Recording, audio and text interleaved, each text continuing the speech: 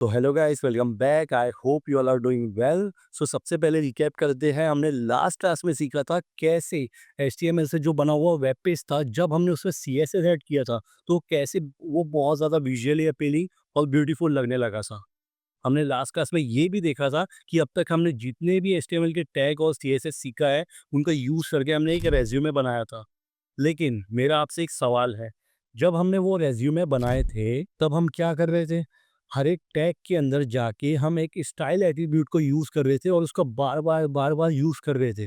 चाहे style same type का था या नहीं, हमको हर एक टैग में जाके स्टाइल एट्रिब्यूट को ऐड करना पड़ रहा था और उसके बाद हम डिज़ाइन का कोड लिखते थे। तो इससे क्या हो रहा था?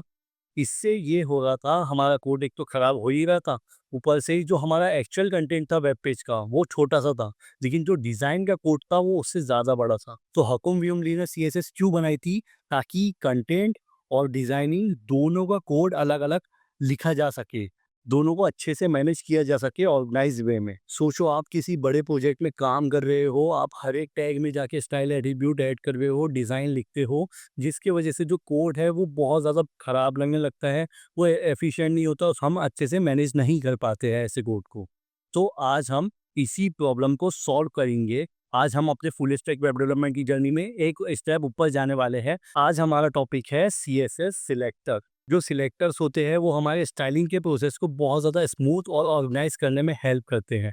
एचटीएमएल अगर एक घर की दीवारें और उसका फाउंडेशन है और सीएसएस उसका इंटीरियर डिज़ाइन है, तो with the help of selector आप ये डिसाइड कर सकते हो कि कौन सा रूम, कौन से जो एचटीएमएल के टैग होते हैं, जो एलिमेंट होते हैं, वो किस तरीके से स्टाइल होंगे, किस तरीके से दिखेंगे। तो ऑनेस्टली मैं बहुत ज़्यादा एक्साइटेड हूँ इस क्लास को लेके और आई होप आप लोग भी बहुत ज़्यादा एक्साइटेड होंगे इस क्लास के लिए। सो फॉर दोस्त who are new here, I am Konan Rizvi, नाम मत भूलिएगा, क्योंकि फिलहाल मैं आपको फुल स्टैक वेब डेवलपमेंट सिखा रहा हूँ, एकदम बेसिक से एडवांस लेवल तक, जो कि आपको जॉब रेडी बनाएगा। तो आप मुझे अपना बड़ा भाई समझ सकते हैं, जो आपको स्टेप बाय स्टेप गाइड करेगा। अगर आपने अभी तक के इस चैनल को सब्सक्राइब नहीं किए हैं तो कर लीजिए और इस फुल स्टैक वेब डेवलपमेंट की सीरीज को, इस प्लेलिस्ट को सेव लिस्ट में ऐड कर लीजिए, क्योंकि आने वाले जितने भी वीडियोस हैं इस चैनल पे वो आपको बहुत ज़्यादा हेल्प करने वाले हैं आपकी लाइफ में, आपकी ग्रोथ में। सो इसी के साथ बिना टाइम वेस्ट करते हुए चलते हैं अपने लैपटॉप स्क्रीन की तरफ। और हाँ, आप लोग भी मेरे साथ साथ लैपटॉप निकालो और साथ साथ मुझे कोड करते हैं, मैं आपको बहुत अच्छे से सिखाऊंगा। So let's move to my laptop screen.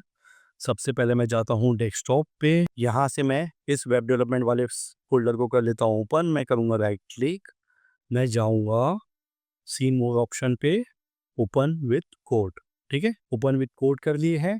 तो ये वो कोड है जो हमने लास्ट क्लास में अपने रेज्यूमे बनाते टाइम लिखे थे। तो देखो यहाँ पे क्या हो रहा है, यहाँ पे बार बार स्टाइल एट्रीब्यूट का यूज़ किया है। तो अभी मैं इसको नहीं देखता हूँ, अभी मैं एकदम न्यू फाइल बनाता हूँ, जिससे मैं आपको बहुत अच्छे से समझाऊंगा। ठीक है, सो मैं यहाँ पे आ गया हूँ, यहाँ पे मैं करूँगा राइट क्लिक, यहाँ पे मैं बनाऊंगा डे 4 नाम से एक फोल्डर, और यहाँ पे मैं एक फाइल बनाऊंगा with the name of without selector dot HTML. हमने ये फाइल बना ली है, अब इसके अंदर हम अपना कोड लिखेंगे। ठीक है, तो सबसे पहले मैं शिफ्ट+1 दबाता हूँ, ये हमको आइकन दिख गया, हम करेंगे एंटर बटन पे क्लिक, ये हमारे पास में एचटीएमएल का बॉयलर प्लेट कोड आ गया है। ठीक है, तो अभी मैं क्या करता हूँ, सबसे पहले तो मैं इसका टाइटल चेंज कर देता हूँ विदाउट सिलेक्टर्स। ठीक है, इतना मैंने कर लिया हूँ। अब मैं जाऊँगा इस बॉडी टैग के अंदर, यहाँ पे मैं एक हेडिंग टैग ले लेता हूँ, हेडिंग 1। ठीक है, ये मैंने हेडिंग टैग ले लिया। अब मैं क्या करूँगा, यहाँ पे मैं लिखूँगा पी टैग, जिसको मैं लिखूँगा 3 बार। तो आपको पी टैग ये जो भी टैग बार-बार अगर यूज़ करना होगा तो आप वो टैग का नाम लिखोगे और स्टार का सिंबल लगाओगे और जितने बार आपको चाहिए। तो मैं यहाँ पे 3 बार चाहिए मुझे, तो मैं यहाँ पे एंटर कर देता हूँ और ये हमारे पास 3 बार पी टैग आ गया है। ठीक है, सो यहाँ से मैं lorem 10 कर लेता हूँ, lorem 10, यहाँ पे भी lorem 10 और यहाँ पे भी lorem। ठीक है, ये मैंने कर लिया हूँ। अब हम क्या करेंगे, अब हम इनलाइन स्टाइल का यूज़ करके स्टाइल करेंगे। ठीक है, तो मैं क्या करता हूँ, सपोज मैंने लास्ट क्लास में कुछ स्टाइल दिया था। ठीक है, तो मैं क्या करता हूँ, मैं सिंपली ये जो स्टाइल था मैं इसको कॉपी करता हूँ और मैं जो आज मैंने फाइल बनाया हूँ इसमें जाके कर देता हूँ पेस्ट। यहाँ पे मैं जाके कर देता हूँ पेस्ट, यहाँ पे मैं जाके कर देता हूँ पेस्ट। ठीक है, यहाँ पे मैं जाके कर देता हूँ पेस्ट। सो मैं यहाँ पे कंट्रोल एस से सेव कर लिया, मैं जाऊँगा कॉपी पाथ पे, इसको ओपन करूँगा ब्राउज़र में, क्योंकि हम कोई भी वेबसाइट कहाँ पे देखते हैं? ब्राउज़र में। सो मैं इसको कंट्रोल वी से कॉपी करूँगा। तो ये देखो ये क्या हुआ है, ये हमारा पेज जो है, जो एचटीएमएल से बना था वो डिज़ाइन हो चुका है, ठीक है? तो अभी हमने सिलेक्टर का यूज़ किए है क्या? नहीं। अभी हमने क्या यूज़ किए हैं? अभी हमने यूज़ किए हैं इनलाइन स्टाइल। इसको क्या बोलते हैं? Inline style. जब भी आप टैग के अंदर ही स्टाइल लिख दोगे तो उसको क्या कहेंगे हम? Inline style. तो यहाँ पे क्या हो रहा है? देखो, यहाँ पे हमने हेडिंग 1 का यूज़ किया है, ठीक है? तो हेडिंग 1 देखो कितना सा लिखा हुआ है?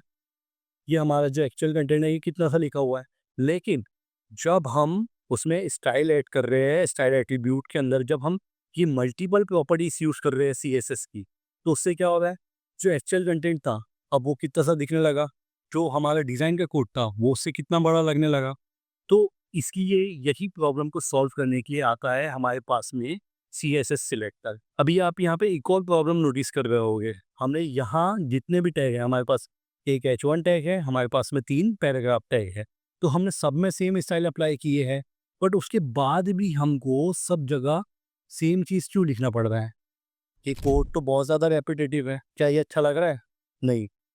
क्या ये HTML और CSS दोनों को अलग कर रहे हैं? नहीं, दोनों को साथ में लिखे हैं और ये बिल्कुल भी अच्छा नहीं लग रहा है। तो इसी को सॉल्व करता है हमारा सिलेक्टर।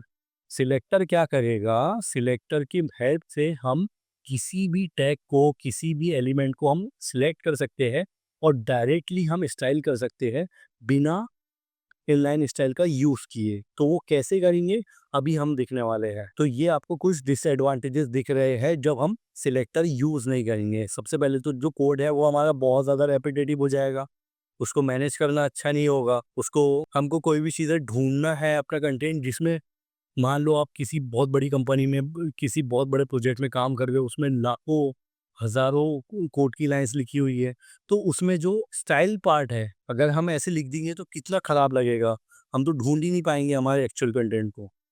सो इसलिए हमारे पास में आता है सिलेक्टर। तो अब हम ये बात करेंगे कि सिलेक्टर आखिर होते क्या है। जो सिलेक्टर होते हैं वो HTML एलिमेंट को सिलेक्ट करने के काम आते हैं। तो अभी हम सबसे पहले सिलेक्टर के टाइप देखेंगे। तो पहला टाइप है टैग सिलेक्टर, दूसरा टाइप है आईडी सिलेक्टर, तीसरा टाइप है क्लास सिलेक्टर और फोर्थ टाइप है हमारे पास में यूनिवर्सल सिलेक्टर। तो सिलेक्टर क्या होते हैं? टैग सिलेक्ट करने के काम आते हैं। तो अब हम सबसे पहले देखेंगे टैग सिलेक्टर को। तो आप अब इसका नाम से ही बताओ कि टैग सिलेक्टर क्या करता है। अगर आपका आंसर है टैग सिलेक्ट करने के काम आता है, 7 करोड़, तो बहुत खूब, ये टैग को सिलेक्ट करता है। चलो अभी एग्जांपल देखते हैं, ठीक है? तो मैं यहाँ पे क्या करूँगा, मैं यहाँ पे डे 4 में एक न्यू फाइल बनाऊँगा सिलेक्टर नाम से, सिलेक्टर डॉट एचटीएमएल, ठीक है? ये मैंने सिलेक्टर डॉट एचटीएमएल की फाइल बना लिया हूँ। यहाँ से मैं Shift+1 पे क्लिक करूँगा, जैसे ही हमको ये सिंबल दिखा हम करेंगे एंटर, ठीक है? ये हमारे पास में वापस से एचटीएमएल का बॉयलरप्लेट कोड आ गया है। अभी हम यहाँ पे लिखेंगे विथ सिलेक्टर, ठीक है? विथ सिलेक्टर, ठीक है?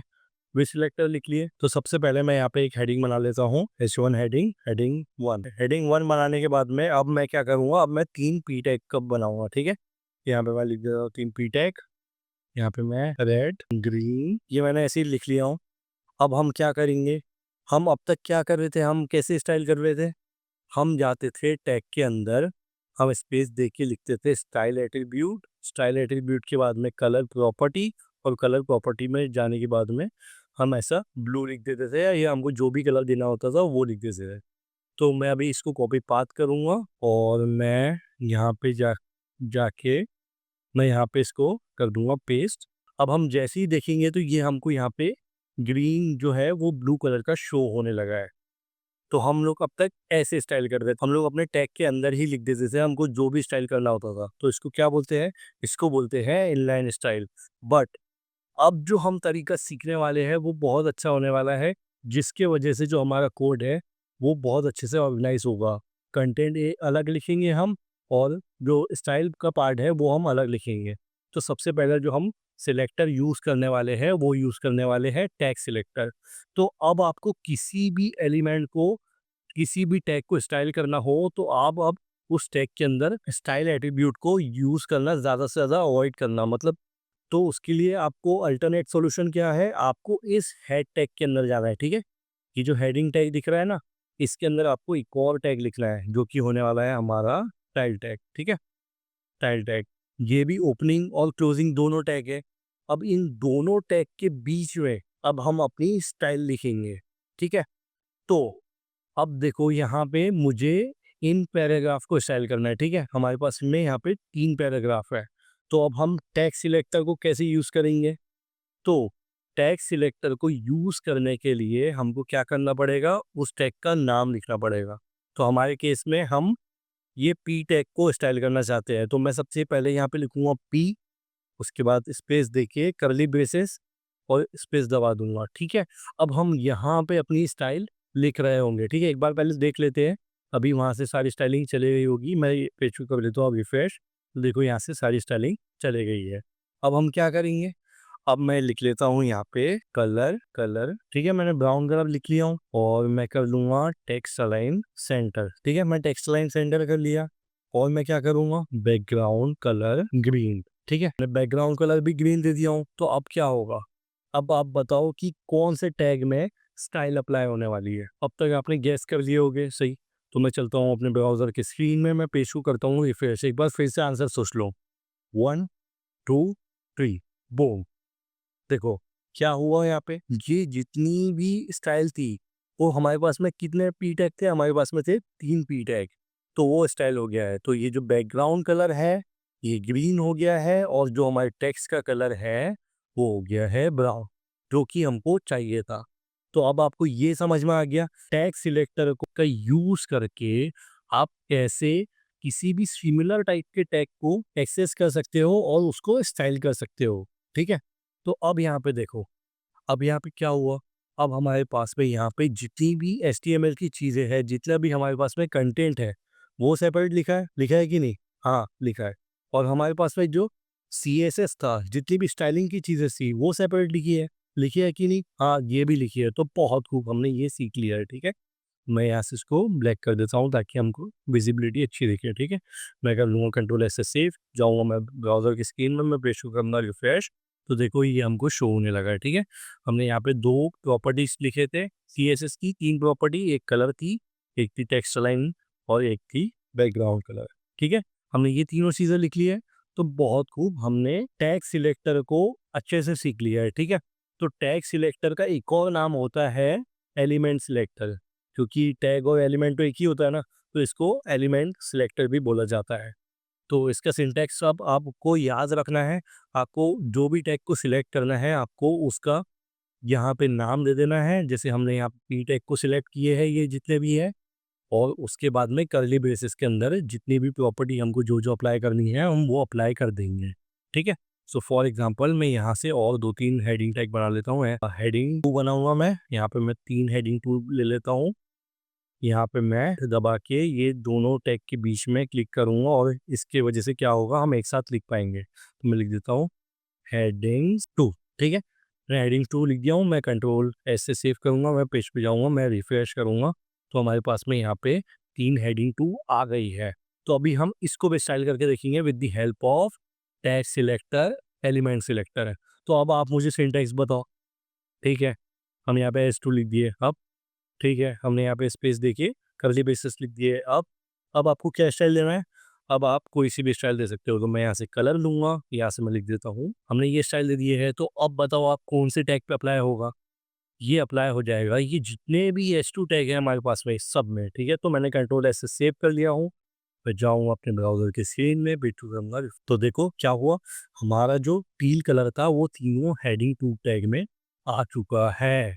तो हमको यही चाहिए था, ठीक है? सो बहुत खूब, मैं आपके लिए बहुत ज़्यादा खुश हूँ कि आपने एक और चीज़ सीख ली। अब आपको नीड नहीं है कि आप इनलाइन स्टाइल में जाओ और एक-एक एलिमेंट को जाके जो डिज़ाइन का कोड है वो कॉपी पेस्ट करो, ठीक है? आप डायरेक्टली यहाँ से हेडिंग टैग के अंदर स्टाइल टैग का यूज़ करोगे। इन ओपनिंग और क्लोजिंग टैग के बीच में जितने भी टैग्स और एलिमेंट हैं उनकी स्टाइल के लिए यहाँ पे आप डिज़ाइन लिख सकते हो, ठीक है? अभी हमारे पास में और 3 सिलेक्टर हैं जिनको हम एक-एक करके देखने वाले हैं। जितने भी सिलेक्टर होते हैं सब अलग-अलग पर्पस के लिए यूज़ होते हैं, ठीक है? तो ये क्यों यूज़ हुआ? ये जो टैग सिलेक्टर था ये क्यों यूज़ हुआ? अगर हमारे पास में सिमिलर टाइप के टैग्स हैं जिसको हमको सिमिलर टाइप का इफ़ेक्ट देना है, सिमिलर टाइप की डिज़ाइन देना है, तब हम टैग सिलेक्टर को यूज़ करेंगे। तो अब बात करेंगे कि आप में से कौन-कौन लोग आईपीएल देखता है, कौन-कौन लोग क्रिकेट पसंद करता है, ठीक है? क्योंकि अभी हम इसकी एनालॉजी से समझने वाले हैं। तो ये है हमारे विराट कोहली।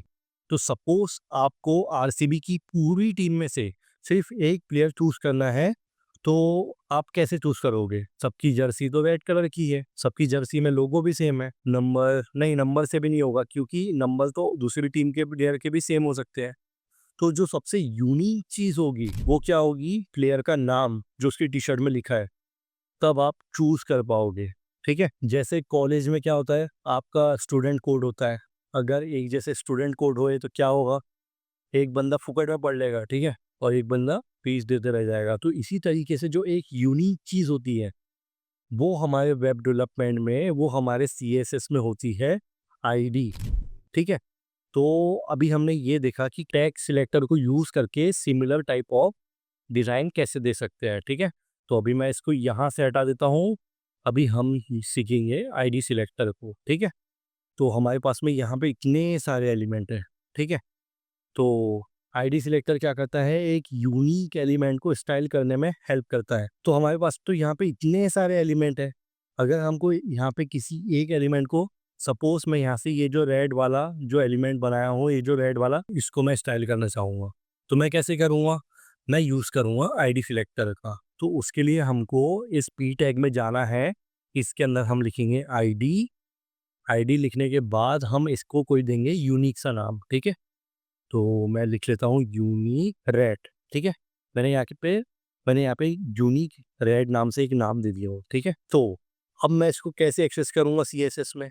तो मुझे इस यूनिक आईडी का नाम लिखना पड़ेगा जो कि मैंने यहाँ पे दिया हूँ, ठीक है? इसकी वजह से क्या होगा, ये जो रेड है, ये जो कंटेंट है हमारे पास में, सिर्फ यही वाला पैराग्राफ अफेक्ट होगा। वो कैसे होगा अभी हम देखते हैं। तो सबसे पहले मैं हैश लिखूंगा यहाँ पे, फिर मैं यहाँ पे लिख दूंगा यूनिक यूएनआई रेड, ठीक है? यूनिक रेड लिख के स्पेस दूंगा और मैं यहाँ पे फिर से कर्ली ब्रेसेस ऐड कर दूंगा। तो अभी हम कर्ली ब्रेसेस क्यों ऐड कर रहे हैं? क्योंकि हमको ये एलिमेंट एक्सेस करना है और इसके अंदर हमको जितनी भी डिजाइनिंग है वो करना है। तो मैं यहाँ से कर देता हूँ कलर, कलर को मैं कर देता हूँ टील, और मैं कर देता हूँ टेक्स्ट अलाइन सेंटर। बस मैं यहाँ से दो प्रॉपर्टी को ले लूँगा। मैं यहाँ पे कंट्रोल एस से सेव करता हूँ, जाता हूँ अपने ब्राउज़र की स्क्रीन में, मैं करता हूँ पेज को रिफ्रेश। तो देखो अभी क्या हुआ, ये जो हमारा सिंगल जो पैराग्राफ टैग था जिसके अंदर हमने कंटेंट लिखे थे रेड, वो अब टील कलर का हो चुका है। तो इससे आपको क्या समझ में आया? इससे आपको ये समझ में आना चाहिए कि जो आईडी सिलेक्टर होता है, वो हम कब यूज़ करते हैं? जब हम एक यूनिक एलिमेंट को डिज़ाइन करना हो, हम तब आईडी सिलेक्टर को यूज़ करते हैं। तो यहाँ पे मैं एक और एग्जांपल लेता हूँ, यहाँ पे मैं फिर से आईडी लिखता हूँ। नहीं, मैं यहाँ से डायरेक्टली कॉपी पेस्ट कर देता हूँ, ठीक है? मैं यहाँ से डायरेक्टली कॉपी किया इसको, यहाँ से मैं कर लूँगा इसको पेस्ट, ठीक है? मैं कंट्रोल एस से सेव करता हूँ, मैं जाता हूँ ब्राउज़र की स्क्रीन में। बट उससे पहले आप मुझे बताओ कि अभी क्या होने वाला है? क्या ये दोनों डिज़ाइन हो जाएँगे या सिर्फ़ एक डिज़ाइन होगा? जल्दी से कमेंट सेक्शन में लिख दो। मैं चाहता हूँ अपने ब्राउज़र की स्क्रीन में मैं करता हूँ पेज को रिफ्रेश, ठीक है? तो आई होप आप लोगों ने आंसर लिख दिए होंगे, मैं यहाँ से किया रिफ्रेश। तो देखो अब क्या हुआ, अब ये दोनों टैग में स्टाइल ऐड हो गया है, ठीक है? दोनों टैग में स्टाइल ऐड हो गया है। वो कैसे हुआ है? With the help of ID selector. लेकिन आप अच्छे वेब डेवलपर बनना चाहते हो, आप बहुत अच्छे वेब डेवलपर बनना चाहते हो, तो ये जो चीज़ है, ये अलाउ तो होती है सीएसएस में, बट एक अच्छे डेवलपर ये चीज़ को नहीं करते हैं क्योंकि हमको हमको भी रूल फॉलो करते हुए चलना पड़ता है। आप ये मतलब नहीं है कि आप सिग्नल क्रॉस करके चले जाओगे रेड लाइट पे भी, तब भी आपको चालान नहीं आएगा, ठीक है? तो अच्छे डेवलपर के लिए ये इम्पोर्टेंट है कि आप आईडी सिलेक्टर को सिर्फ एक एलिमेंट यूज़ करने के लिए ही यूज़ करो। इससे मेरा क्या मतलब है? आप फिर से ये जो यूनिक नाम लिखा है, आप ये मत यूज़ करो। आप अगर आपको फिर से इसमें कोई स्टाइल देना है, तो आप उसके लिए फिर से आईडी यूज़ करो और इसको कोई नाम दो, ठीक है? यूनिक।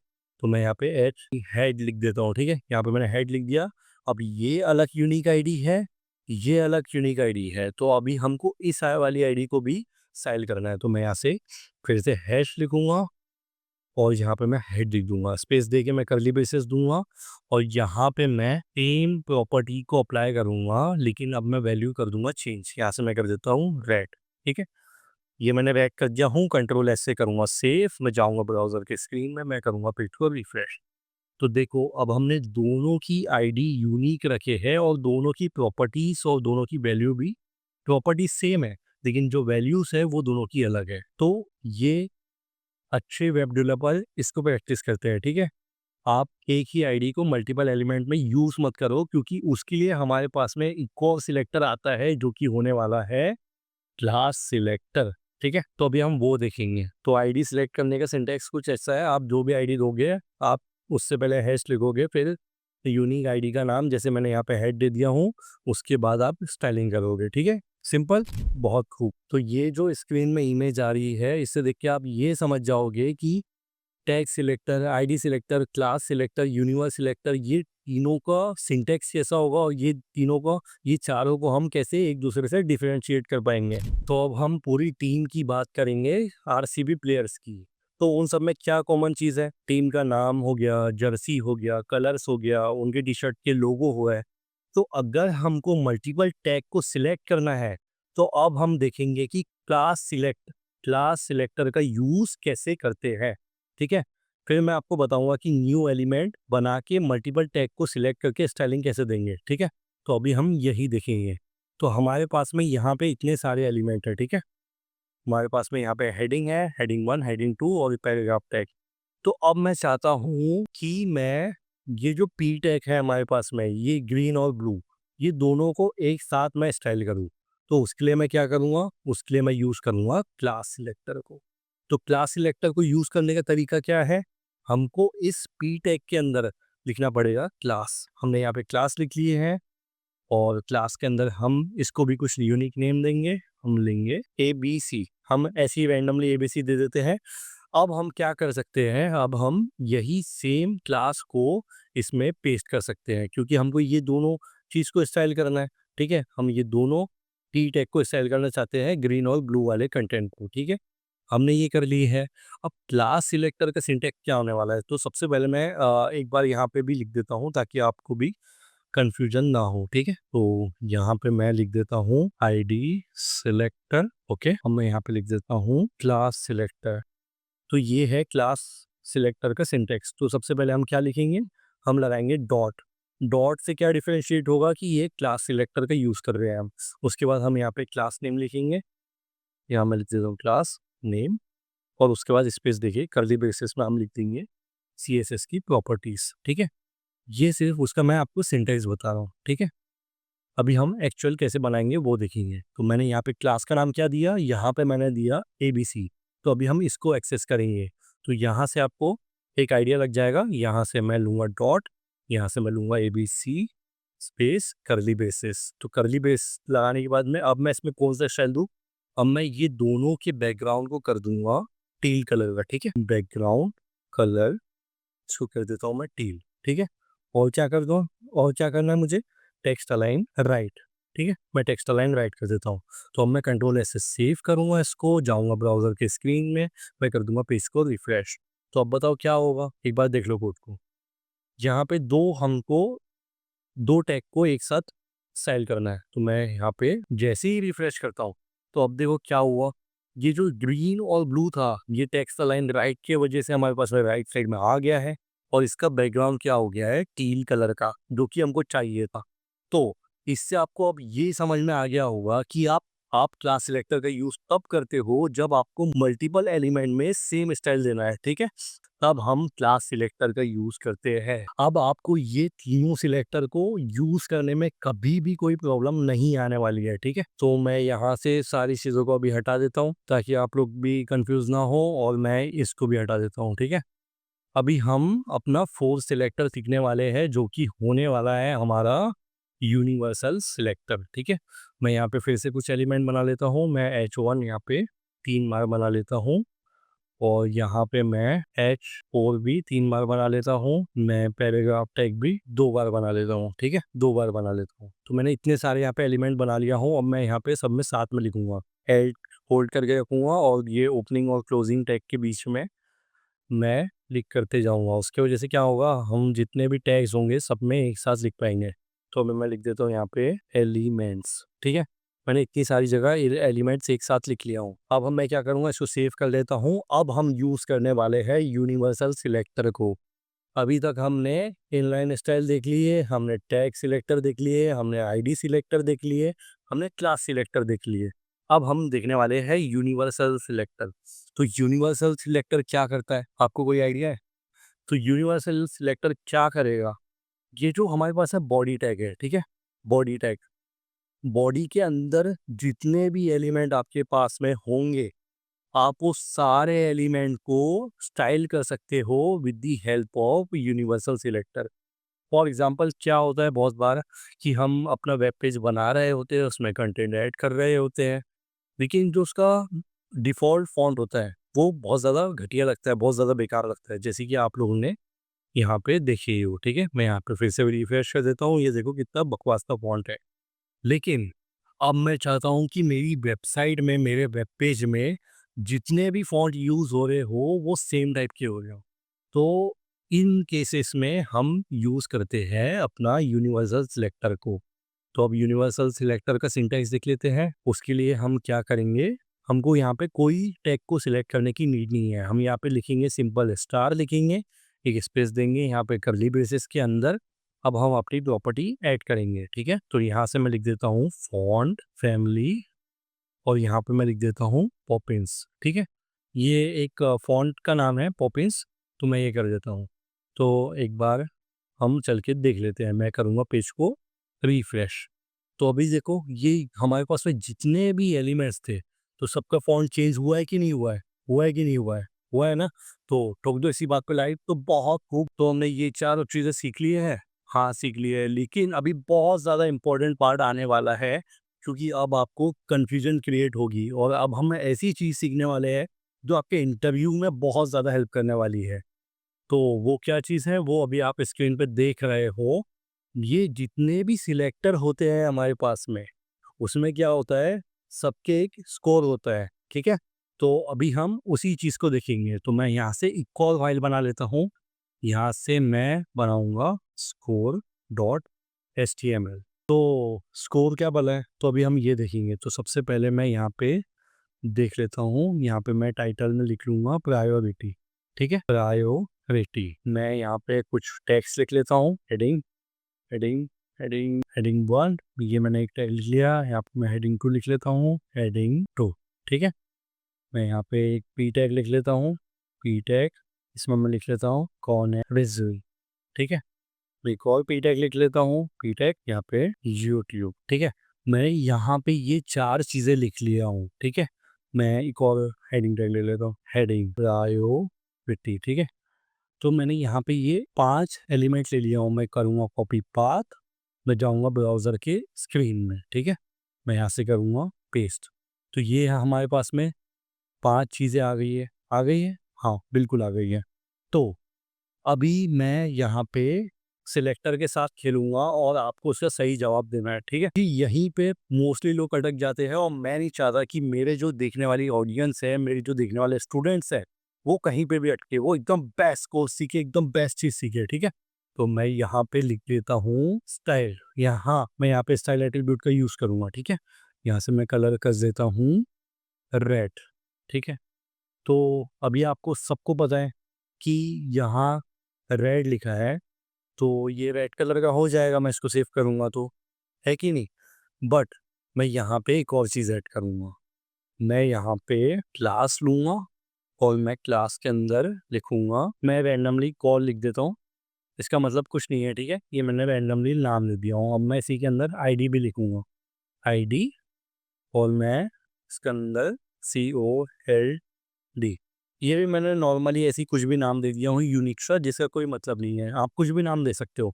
मैं ये सिर्फ़ आपको सिखाने के लिए कर रहा हूँ, ठीक है? तो यहाँ से तो मैंने एक इनलाइन स्टाइल में रेड कलर दे दिया हूँ।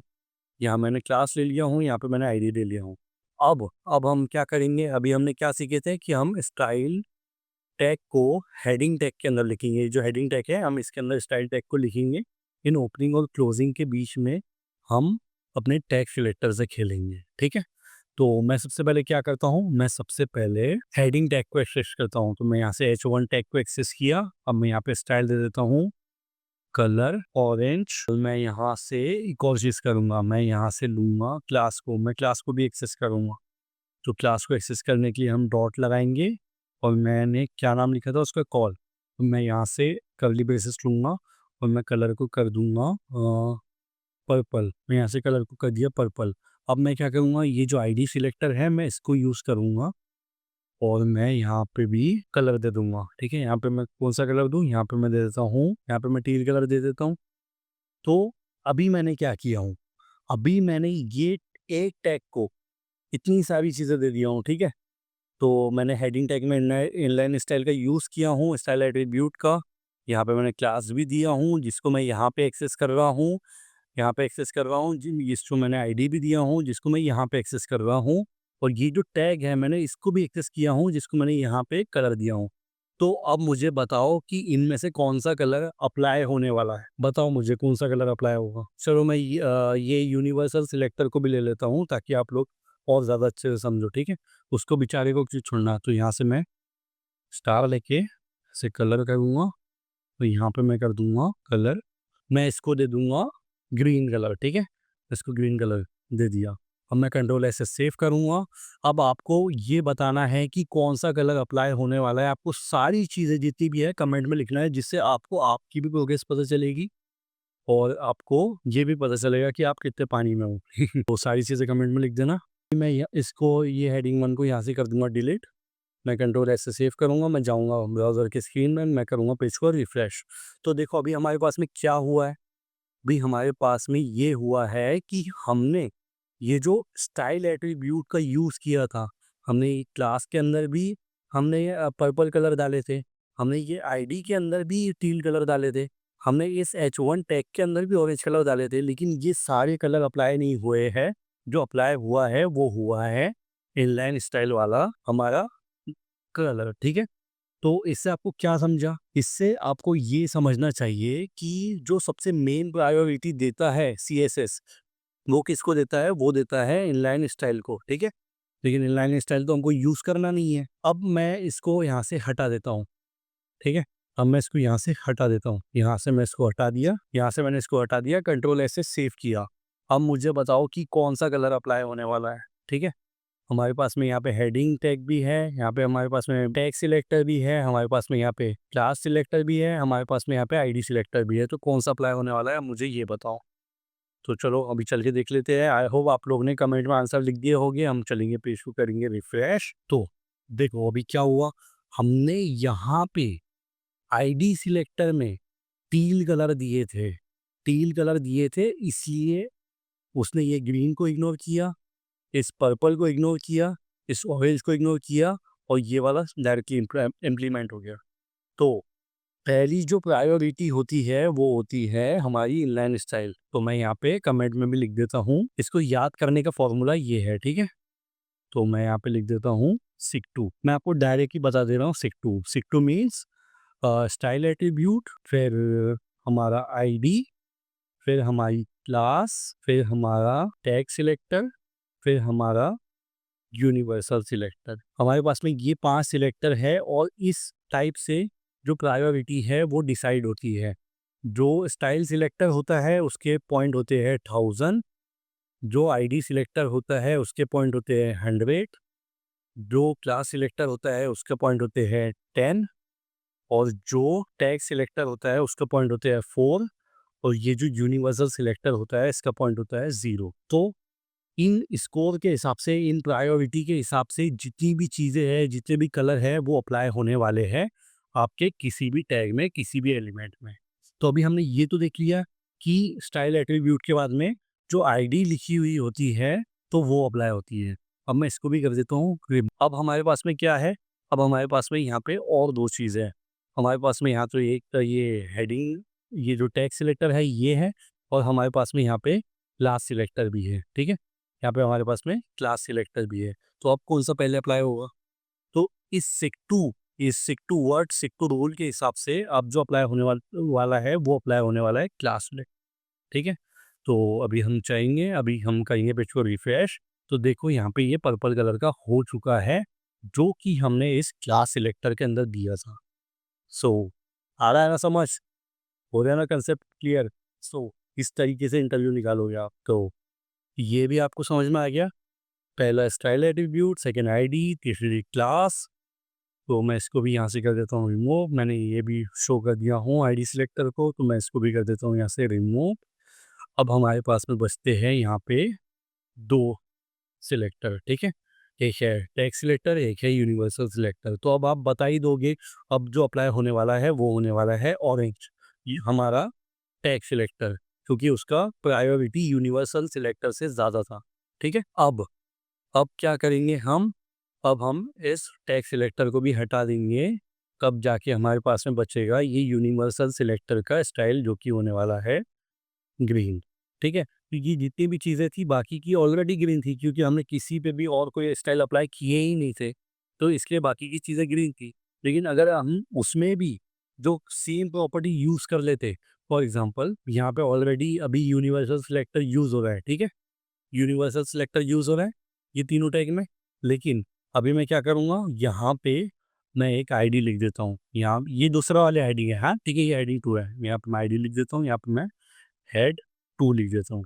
यहाँ पे मैं हेड 2 लिख दिया, यहाँ पे मैं लिखूँगा हैश हेड 2 कर्ली ब्रेसेस में। यहाँ पे मैं कलर में जाऊँगा और मैं इसको कर दूँगा टील। मैं इसको जैसे ही टील कर दूँगा, तो अब ये ग्रीन वाला आएगा या टील वाला आएगा? ऑब्वियसली टील वाला आएगा। तो ये हो गया टील। तो इसके हिसाब से ये जो स्कोर होते हैं, यही डिसाइड करते हैं कि कौन-सा स्टाइल अप्लाई होगा। तो क्या होता है बहुत बार कि आप गलती से या किसी तरीके से सेम प्रॉपर्टी को मल्टीपल टाइम यूज़ कर लेते हो एक किसी सिंगल टैग में। जैसे यहाँ पे हेडिंग 2 यूज़ करके हमने यहाँ पे टील कलर दे दिए है। अभी मैं चाहता हूँ कि फिर से मैं इस हेडिंग टैग को यूज़ करके देखूँ कि क्या होगा, कौन-सा कलर अप्लाई होगा। तो मैं यहाँ से सेम प्रॉपर्टी यूज़ कर रहा हूँ, ठीक है? सेम प्रॉपर्टी यूज़ करके मैं इसको कर देता हूँ ब्लू। तो अब आप बताओ कि ये दोनों में से कौन-सा अप्लाई होने वाला है? तो सिंपल सी चीज़ है कि जो लास्ट में एकदम बॉटम में जो भी चीज़ होगी उस चीज़ से रिलेटेड, उस आईडी से रिलेटेड, उस टैग से रिलेटेड, वो सिंपली अप्लाई हो जाएगी अगर ये दोनों प्रॉपर्टी सेम है तो। तो मैं जाऊँगा ब्राउज़र के स्क्रीन में, मैं भी इसको करूँगा रिफ्रेश। तो ये देखो ये ब्लू हो गया। सो इसी तरीके से सारी चीज़ें अप्लाई होती हैं। अब आप में से बहुत लोगों को ये भी कन्फ्यूज़न होगा कि हम अलग-अलग चीज़ों को अलग-अलग करके भी लिख सकते हैं, तो हाँ, बिल्कुल लिख सकते हैं। जैसे यहाँ पे हमने टेक्स्ट कलर लिखे हैं, अभी हम यहाँ पे बैकग्राउंड कलर लिखेंगे। यहाँ पे बैकग्राउंड कलर और यहाँ पे मैं कर देता हूँ इसको ब्लैक। तो मैंने इसको ब्लैक कर दिया हूँ, तो अब बताओ क्या अप्लाई होगा? अब ये दोनों ही अप्लाई हो जाएँगे, क्योंकि ये कलर प्रॉपर्टी और ये बैकग्राउंड कलर, ये दोनों ही डिफरेंट प्रॉपर्टी है और ये दोनों एक साथ काम कर सकती है। ये दोनों के बीच में कोई कॉन्फ्लिक्ट नहीं हो रहा है। तो इसलिए ये दोनों अप्लाई हो गए, जबकि हमने इसको यहाँ से अलग-अलग लिखा था। सो इसी के साथ ये जो कंसेप्ट थे सिलेक्टर के, ये आपके बहुत अच्छे से क्लियर हो गए होंगे। अब आप प्रिपेयर होंगे कि आप कैसे, जब भी कोई आपसे इंटरव्यूअर पूछे, क्योंकि अक्सर ये इंटरव्यूअर का फेवरेट क्वेश्चन होता है कि सिलेक्टर कौन से होते हैं, कितने टाइप के होते हैं और कब-कब यूज़ होते हैं।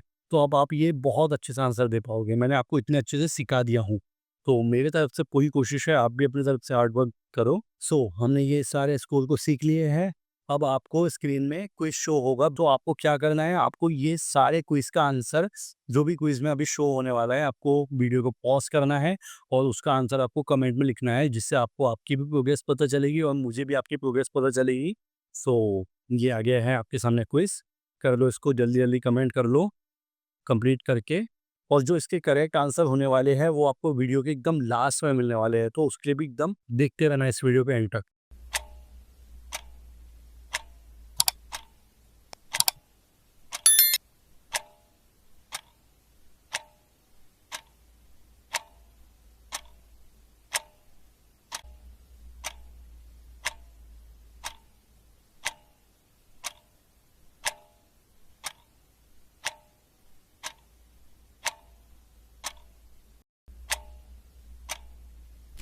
स्टार्ट करो। इससे आपके जो कंसेप्ट है वो बहुत ज़्यादा स्ट्रॉन्ग हो जाए। नेक्स्ट वीडियो बहुत ज़्यादा इंपॉर्टेंट होने वाला है, क्योंकि नेक्स्ट वीडियो में हम कवर करने वाले हैं सीएसएस बॉक्स मॉडल। अगर आपने वो सीख लिए, अगर आपने वो देख लिए, तो आप जो डिज़ाइन है, जो लेआउट है, वो बनाने में एकदम मास्टर हो जाओगे किसी भी वेबसाइट में। तो उस क्लास को देखना बिल्कुल भी मत भूलना। अगर मैंने अभी तक के डाल दिया हूँ क्लास को, तो आपको स्क्रीन पे शो हो रही होगी। अगर आपका सारे सीएसएस के डाउट और पहले की सारी चीज़ें क्लियर हो गई है, तो आप वो क्लास को अभी देख सकते हो और आप इस चैनल को कर सकते हो सब्सक्राइब, इस वीडियो को कर दो लाइक, आपके कोई भी डाउट है तो उसको कर दो कमेंट और इस क्विज़ को कंप्लीट करना बिल्कुल भी नहीं भूलना, क्योंकि ये आपकी प्रोग्रेस को टेस्ट करेगा, जिससे आपको भी पता रहेगा कि आप कितने पानी में और मुझे भी कि मैं कितने अच्छे से पढ़ा रहा हूँ, मेरे स्टूडेंट को समझ आ रहा है कि नहीं, क्योंकि मैं अपनी तरफ से बेस्ट दे रहा हूँ। मैं चाहता हूँ कि आप भी अपनी साइड से बेस्ट दो। तो कर दो अपने दोस्तों या शेयर इस वीडियो को, बता दो कौन भैया बहुत अच्छे से वेब डेवलपमेंट सिखा रहे हैं और आने वाली वीडियो आपको बहुत सारी चीज़ें बहुत अच्छे से वेब डेवलपमेंट सिखाने वाली है और बहुत सारी चीज़ें सिखाने वाली है। तो सीएसएस बॉक्स वाली वीडियो को यहाँ से देख लो। मिलते हैं नेक्स्ट वीडियो में। This is Colin Rizvi signing off. मिलते हैं नेक्स्ट वीडियो में, तब तक के लिए ऑल द बेस्ट।